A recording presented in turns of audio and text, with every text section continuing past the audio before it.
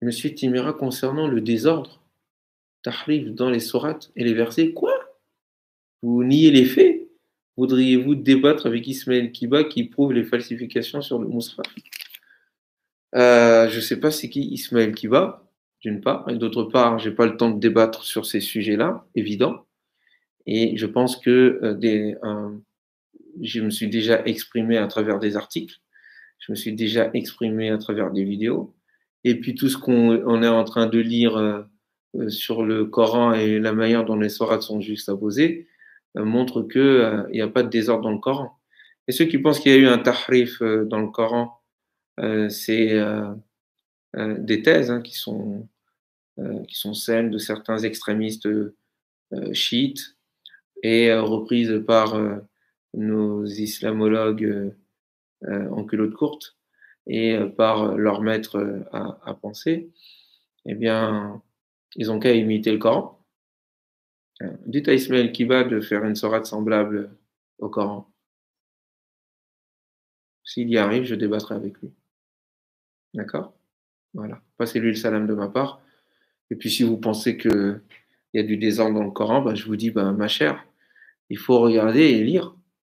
Regarde la sourate, prends le temps de méditer et développe euh, ton, ton acuité intellectuelle et spirituelle. Quoi. Parce qu'il y a des gens, tu leur récites une poésie, ils n'arrivent pas à en voir la beauté. Bon, ça, c'est une cécité chez eux. Mais quiconque développe sa capacité à apprécier l'ordre et la beauté, quand tu lis le Coran, tu sais que ça, c'est pas la parole d'un être humain. Ça ne peut être que la parole de Dieu. Mais bon. La preuve du Coran, pour dire qu'il est issu de Dieu jusqu'à présent, c'est qu'il met au défi toute personne qui le lit de l'imiter. Wa alaykum salam. C'est mignon, islamologue en culotte courte. Moi j'en connais qui portent des strings. Et je pense que la culotte de Monsieur Ousmane Timera est plus courte qu'il le croit. C'est une vieille technique ancestrale. Essayer de dénigrer, de rabaisser son adversaire pour le discréditer aux yeux des gens quand on n'a pas d'argument. À l'époque, les Juifs, ils faisaient pareil au prophète Mohammed. C'est un signe de faiblesse. Salam alaikum, chers amis. Aujourd'hui, j'aimerais répondre aux propos d'Ousmane Timera que vous venez d'entendre. Et par la suite, j'aurai une question à lui poser, en espérant qu'il réponde bien sûr. Normalement, il ne fait pas partie de mes priorités, mais on m'a envoyé un lien et je me dois de répondre à ce monsieur qui, me semble-t-il, a du retard, que ce soit en histoire ou dans la compréhension du Coran. J'espère que vos Corans sont près de vous, chers amis. N'oubliez pas de vous abonner si vous ne l'êtes pas, likez et partagez s'il vous plaît. Et un grand merci pour les frères et sœurs qui contribuent.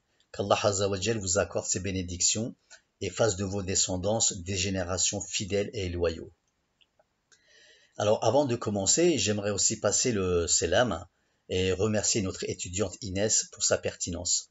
Merci Miss Tinguette. Il faut que les futures générations soient comme toi. Il faut qu'ils questionnent les hommes religieux sans cesse, sinon il n'y a rien qui va bouger. Apparemment, M. Timera, il n'est pas au courant que le Musraf a subi des tahrifs. Il n'est pas non plus curieux de savoir. Il répond qu'il n'a pas le temps de débattre sur ces sujets, en parlant des tahrifs qu'aurait subi le Musraf. M. Timera, qui, je vous rappelle, est un intellectuel, poète, conférencier, spécialiste en sciences islamiques, en philosophie de la religion, en politique publique territoriale, diplômé de Sciences Po, etc. Bref, c'est un super-héros. Il lui manque plus que la panoplie. Donc ce génie spécialiste de l'islam, ça l'intéresse pas que le Musraf a subi des falsifications. Il n'a pas le temps avec ça. Pour lui, c'est une perte de temps. Et là, je parle bien du Musraf, hein, et non du Coran, d'accord? Nous avons aucun doute que le Coran est la révélation de Dieu et qu'il est infalsifiable. Mais cette parole de Dieu mise à l'écrit en forme de livre, elle est falsifiable. Je vous invite à visionner ma vidéo Coran ou Musraf, et j'explique en détail la différence entre le Coran et le Musraf. Il m'a rappelé un autre spécialiste de l'islam, à qui ils ont demandé de travailler sur les textes coraniques, mais n'ayant pas suffisamment confiance en lui-même, il a préféré faire un travail historique. C'était plus facile pour lui. Par la suite, ils se sont mis à 30 pour faire un pseudo-Coran. Et il continue à donner des conférences alors qu'il n'a toujours pas compris le Coran, hein, subhanallah. Idem pour Ousmane Timéra, chers amis. Certes, il parle, il lit, il doit même connaître une bonne partie du Coran, mais c'est du par cœur. Malheureusement, son niveau n'est pas suffisant ni pour comprendre une très grande partie du Coran, ni pour développer son acuité intellectuelle sur les textes. Sinon, en tant que spécialiste, il aurait eu au moins un soupçon de doute sur le désordre qu'il y a dans le Mus'haf. Pour lui, il est plus facile de refaire la biographie du prophète. Et dans un sens, il n'a pas tort. Il faut aussi refaire la biographie du prophète. Je vous avais expliqué que sa biographie, elle avait été faite la première fois par un Perse. Mais il faut surtout remettre le Coran dans son ordre d'origine, l'interpréter et le traduire à sa juste valeur. C'est la première chose à faire. C'est le premier devoir du musulman à notre époque. Il est vrai que chaque musulman n'est pas savant, mais ils ont aussi leur part de responsabilité, d'accord ? Monsieur Ousmane Timéra, il dit qu'il s'est déjà exprimé à travers des articles, qu'il a lu des versets du Coran, etc. Il essaie de justifier un travail qu'il n'a jamais fait. Toute sa réflexion en tant que spécialiste se concentre autour de quelques sourates, des sourates qu'il a dû comprendre à moitié.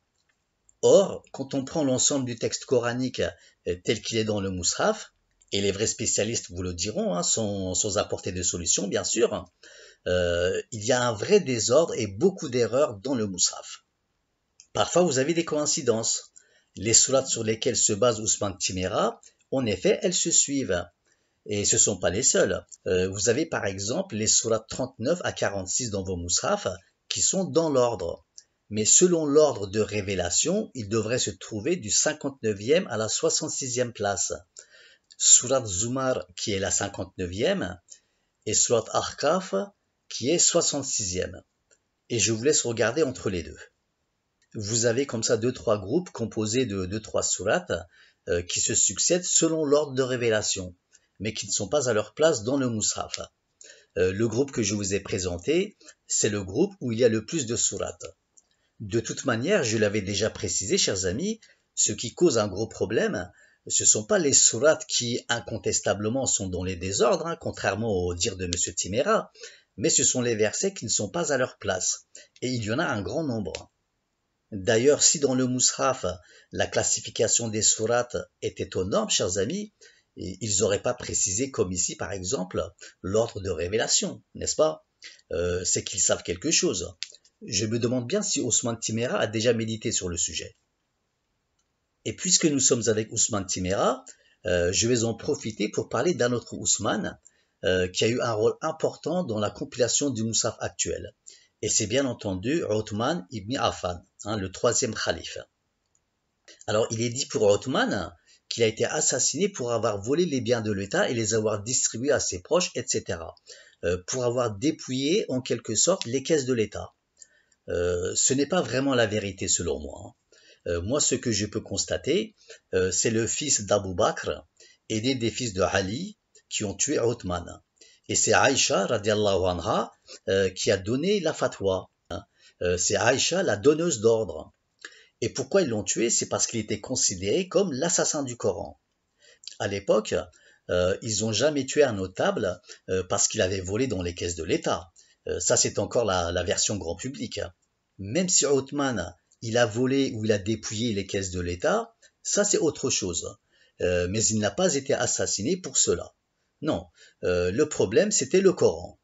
Dans l'histoire de l'islam, les assassinats, ils ont été commis majoritairement à cause des divergences de points de vue sur le Coran. Et Abu Hanifa est un très bel exemple à cela. Othman, quand il a compilé le Coran, il a commis beaucoup d'erreurs. Pas lui directement, mais les scribes qui travaillaient pour lui. Des erreurs que même de nos jours, elles sont utilisées par les islamophobes. Avec les sourates et les versets qui étaient mis dans le désordre, il y avait aussi beaucoup d'erreurs dans la transcription. Et Aïcha, elle n'était pas contente de cela. Elle est allée voir Othman et elle lui a fait part des erreurs qui avaient été commises. Othman, il a reconnu les erreurs, contrairement à Ousmane. Et il a dit oui, il y a des erreurs, mais nous allons les rectifier. Mais ça n'a jamais été fait. Par la suite, au lieu de rectifier les erreurs qui avaient été commises, il est parti faire la Umrah de Médine à la Mecque. Et en partant, il a dit à ses hommes, tuez cette déprimée, en parlant de Aïcha, hein, vous voyez. Et malheureusement, par la suite, il en a subi les conséquences. Ce sont des vérités tout ça, chers amis. C'est expliqué dans les livres, les hadiths. Tout ça, c'est expliqué dans Bukhari, par exemple. Hein. Donc, Othman, il a été assassiné pour avoir fait des tahrifs dans le Coran. Selon ma vision des choses, à travers l'histoire. D'accord? Et M. Timera, qui est spécialiste, n'a pas remarqué une seule anomalie dans le Mus'haf. Je pense que M. Timera est myope, mais pas aveugle. C'est pour ça que je vais donner un autre exemple, malgré que j'en ai des dizaines à travers mes interventions. Mais là, c'est le Graal. C'est la cerise sur le gâteau. Nous allons lui coller devant les yeux, peut-être comprendra-t-il.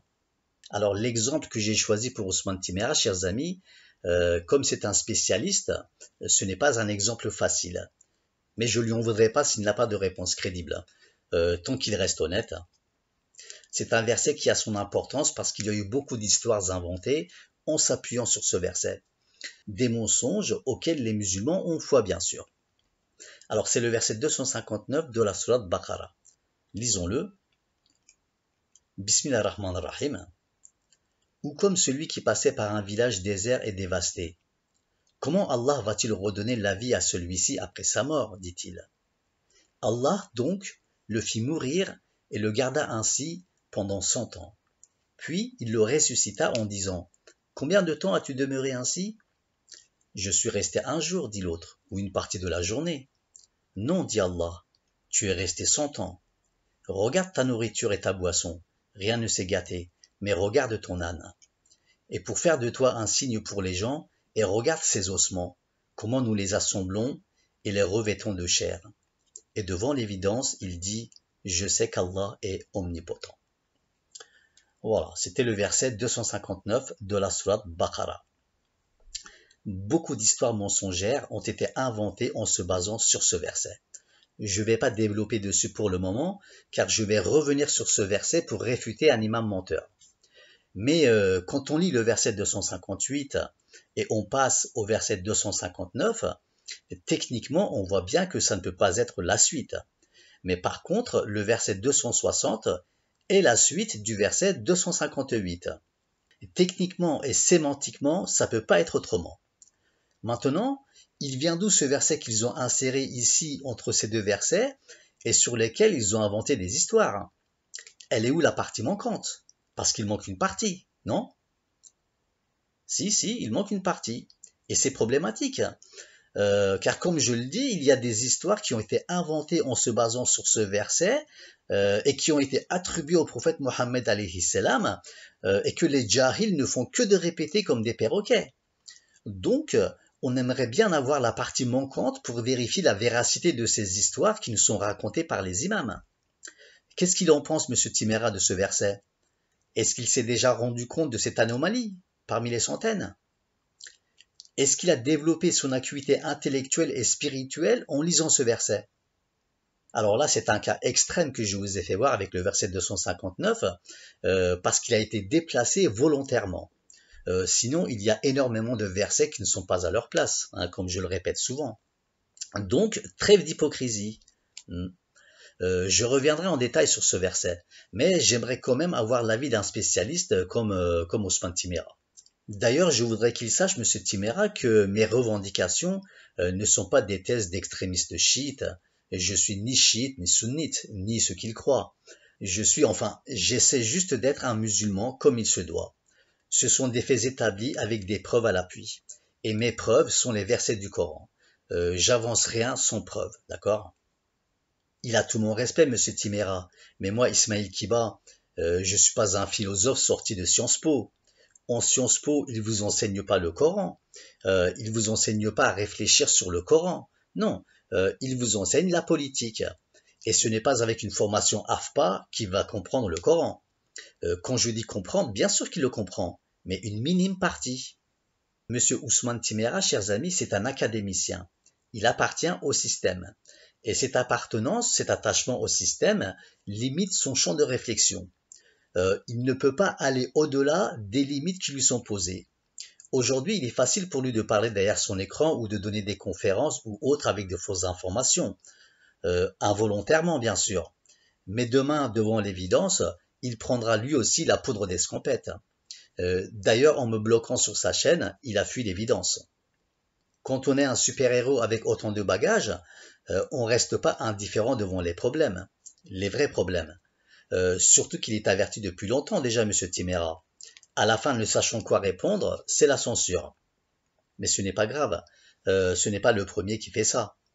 Ce genre d'attitude me fait voir à quel point les religieux musulmans sont égocentriques et hypocrites. Nous sommes habitués à l'hypocrisie avec les imams de première zone. C'est une solution qu'ils avaient trouvée à l'époque des Omeyyades en versant des salaires aux imams. En étant salariés du système, les imams n'avaient pas le choix que de se plier aux demandes de leur patron. Nous le voyons avec les imams de France de première zone par exemple. Par contre, la sœur, elle lui demande s'il voudrait bien débattre avec moi, mais elle le fait tout en étant consciente que M. Timéra n'a pas mon niveau dans la connaissance du Coran. Et c'est la vérité, malheureusement. Il peut sortir de Saint-Cyr ou de Sciences Po, ça change rien du tout. Et ni lui, ni son cheikh, ni ses professeurs d'université, ni toute autre personne qui lui aurait appris ce qu'il connaît en termes de religion ont mon niveau, voyons. Sinon, j'ai rien à faire ici. Je ferme ma chaîne et puis je m'en vais.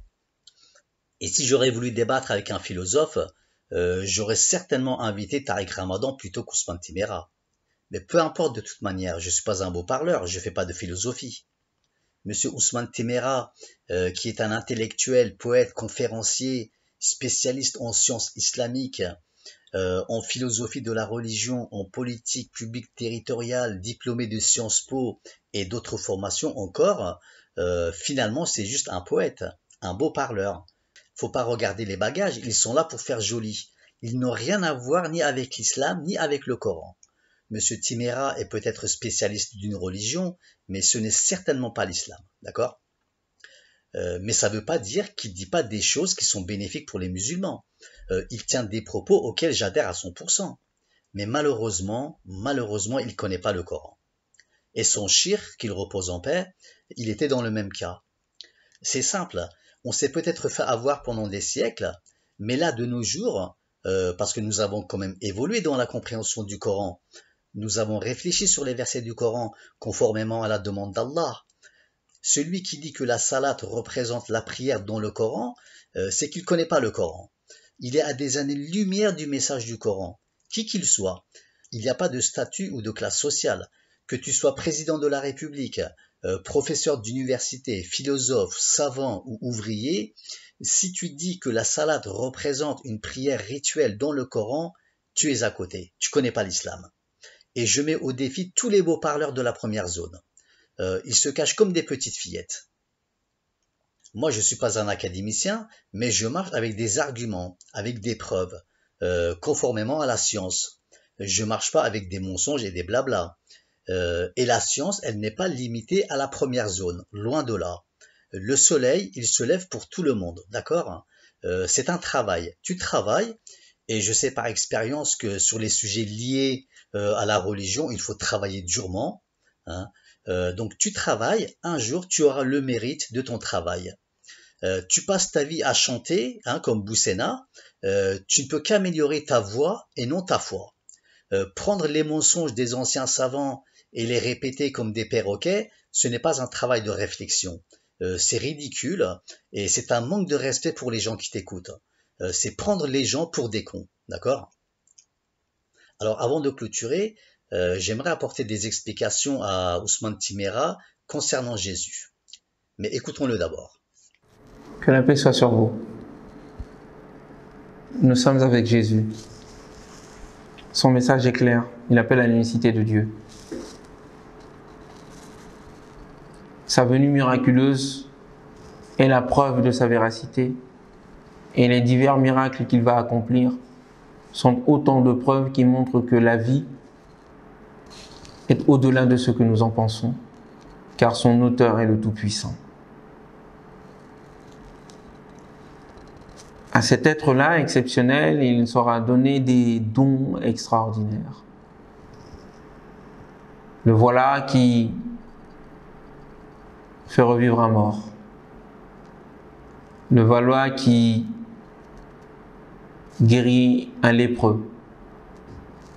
Le voilà qui prend une terre d'argile, la façonne, en fait un oiseau. Il souffle dans cet oiseau, il lui insuffle de son souffle, et voici que l'oiseau devient un être vivant et s'envole. Ce sont des miracles. Voilà, nous venons d'entendre de M. Ousmane Timéra, qui est un spécialiste de l'islam, l'interprétation de ce qu'il a compris du verset 49 de la sourate Al-Imran, ou du verset 110 de la sourate Maïda. Il nous dit qu'il a été donné à Jésus des dons extraordinaires, comme faire revivre un mort, guérir un lépreux, prendre une terre d'argile, la façonner en forme d'oiseau, et souffler dans cet oiseau, lui insuffler de son souffle, et que cet oiseau devient un être vivant et s'envole. Par contre, il ne dit pas qu'il a parlé dans le berceau. Ou peut-être qu'il le dit par la suite, j'ai pas regardé la vidéo. J'ai pris juste le début. Allons lire le verset 49 pour mieux comprendre. Le verset 49 d'Al-Imran ou le verset 110 de la sourate Maïda. C'est pareil à un détail près. Par contre, je lis la version que vous avez dans vos mushaf. Donc Al-Imran, verset 49. Bismillah ar-Rahman ar-Rahim. Et il sera le messager aux enfants d'Israël et leur dira: En vérité, je viens à vous avec un signe de la part de votre Seigneur. Pour vous, je forme de la glaise comme la figure d'un oiseau, puis je souffle dedans. Et par la permission d'Allah, cela devient un oiseau. Et je guéris l'aveugle-né et le lépreux, et je ressuscite les morts par la permission d'Allah. Et je vous apprends ce que vous mangez et ce que vous amassez dans vos maisons. Voilà bien là un signe pour vous si vous êtes croyants. Donc c'était le verset 49 de la sourate Al-Imran. Je ne vais pas traiter le verset en entier. Ce qui nous intéresse ici, c'est le fait qu'il façonne l'argile en forme d'oiseau, puis il lui souffle dedans, et par la permission d'Allah, ça devient un oiseau et s'envole. C'est à cela qu'on va s'intéresser. Mais j'aimerais quand même dire à M. Timéra et à toutes les personnes qui m'écoutent que seul Allah Azza wa Jal peut ressusciter les morts. C'est à lui qu'appartient ce privilège. Dans le verset 49 de la sourate Al-Imran et le verset 110 de la sourate Maïda, les morts qui sont ressuscités, ce ne sont pas les physiquement morts, ce sont les gens qui sont morts socialement, tout comme aujourd'hui. Ce sont les personnes qui sont mortes moralement et spirituellement et qui sont dans le shirk. Ce sont les gens qui n'ont plus leur esprit, qui n'ont plus la faculté de réfléchir, qui ont perdu toute leur conscience. Ce sont les gens qui ont soumis leur âme au pervers qui les dirige sans réfléchir. D'accord ? Nous ne sommes pas dans un film, chers amis. Le prophète Mohammed alayhi salam, lui aussi, il avait réveillé les morts avec la révélation d'Allah. C'est après sa mort que les musulmans se sont suicidés. Oui, ils ont fait un suicide collectif. Ils sont redevenus des zombies. Ils ont été punis par Dieu pour s'être détournés du rappel. Ceci étant dit, venons maintenant à cet oiseau. C'est quoi cet oiseau? Est-ce un pigeon, un ménate, un corbeau? Qu'est-ce que vous en pensez, vous, chers amis? C'est quoi comme oiseau? Ne venez pas commenter pour me dire que c'est un perroquet. Isa alayhi salam, chers amis, c'était pas David Copperfield. Il n'avait pas de formation d'illusionniste. Mais il a été formé en médecine à Alexandrie. Il avait des qualités de guérisseur. Il connaissait très bien les vertus des plantes. Méditons un peu sur ce verset. Qu'est-ce qu'il dit? Il dit qu'il forme à partir de la glaise quelque chose comme un oiseau. Quelque chose qui ressemble à un oiseau. D'accord? Nous n'allons pas dicter ce que Dieu ne dit pas. Il ne forme pas un oiseau, mais une chose qui ressemble à un oiseau. Il est clair le verset, non? Et cette chose, une fois formée, il dit qu'il souffle dedans, et par la permission d'Allah, cela devient un oiseau. C'est la traduction que vous avez. Avant toute chose, il faut savoir que le paragraphe, il nous parle des raisons de la venue de Jésus pour les enfants d'Israël. Et quelles sont ces raisons pour lesquelles Jésus a été envoyé aux enfants d'Israël? Souvenez-vous de Moïse et de Haroun. Ils avaient été envoyés aux enfants d'Israël d'une part pour leur apprendre le tawhid et d'autre part pour les sauver de l'esclavagisme.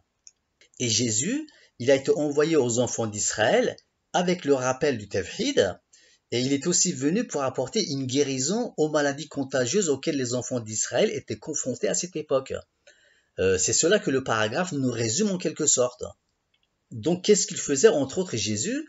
Il prenait de la glaise, il façonnait une chose qui ressemble à cela, vous voyez?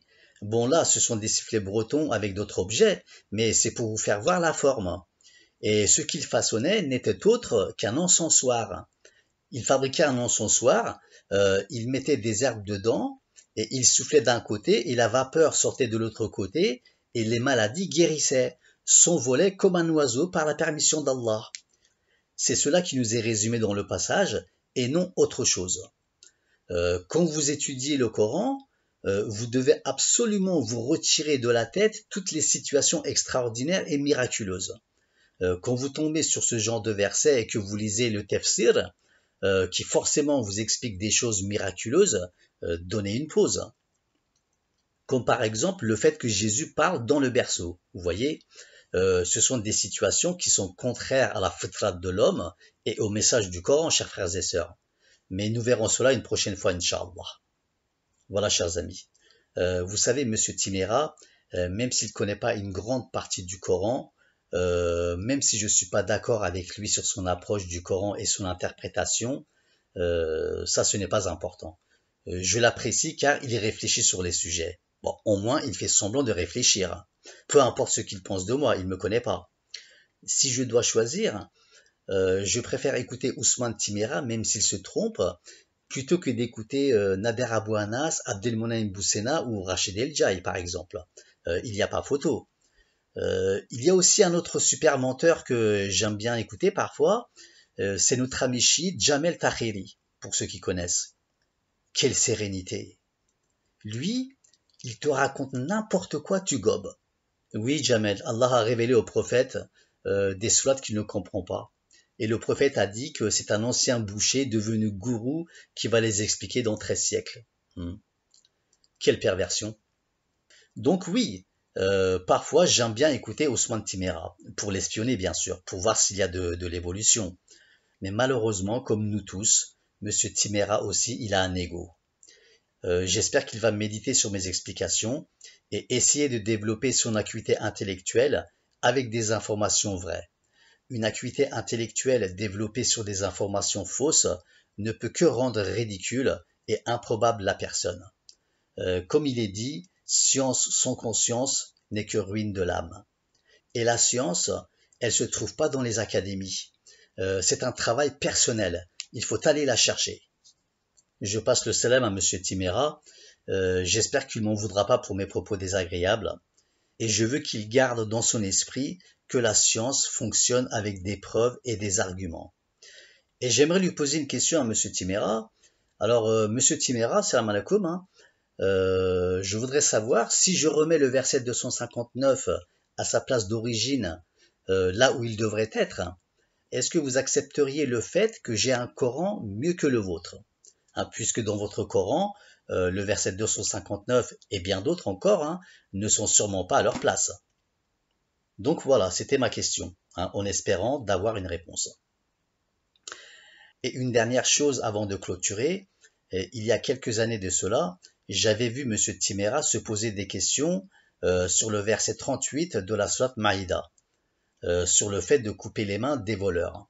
Je voulais juste lui dire que la réponse est dans la vidéo dont je vais mettre le lien. Voilà, ma vidéo se termine ici. Merci pour votre attention, chers frères et sœurs. Abonnez-vous, partagez et likez s'il vous plaît. Que Dieu vous protège ainsi que vos proches. Je vous dis à la prochaine. Prenez soin de vous. Assalamu alaikum wa rahmatullah wa barakatuh.